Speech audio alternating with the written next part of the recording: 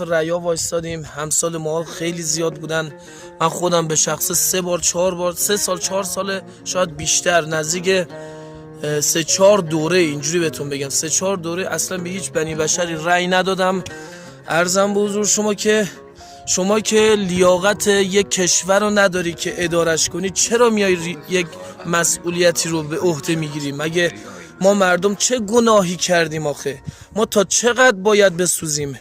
ما تا چقدر باید نفسمون بره و بیاد قلبمون صد تا بزنه که امروز بتونیم یک لقمه نون واسه زن بچه‌مون ببریم؟ بابا بس کنین، تو رو قرآن بس کنین، بیچارمون کردین.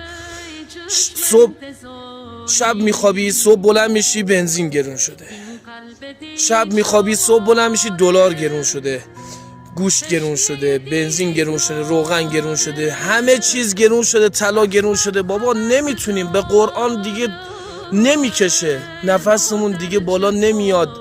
منی که پدر یه خانوادم، یه نونآور یه خانوادم، صبح تا شب سگدو میزنم برای چندر غاز پول، نمیتونم، خسته شدم واقعا، به لبم رسید، جونم به لبم رسید، نمیدونم چه کار کنم توی زندگی که 2 قدم بخوام برم جلو باید 10 قدم برگردم عقب.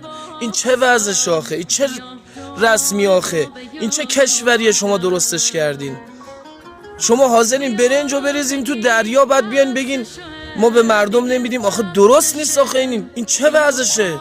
فاتحه بعد بخونی به این کشورت، فاتحه بعد بخونی به این سرزمینی که شماها دارین ادارش میکنین، پدر ما رو در آوردین. من یک جوون 34-5 سالم، عمری پیر شدم، یعنی موهام ریخت، موهام سفید شد، یعنی انقدر هرس و جوش خوردم. همسال من هزار نفر هستن، میلیون ها نفر هستن تو این دور زمونه، همه واقعا به لبشون رسیده، جونشون به لبشون رسیده، دیگه نمیتونن. بس کنین، تو رو قرآن، تو رو جان هر کسی دوست دارین بس کنین.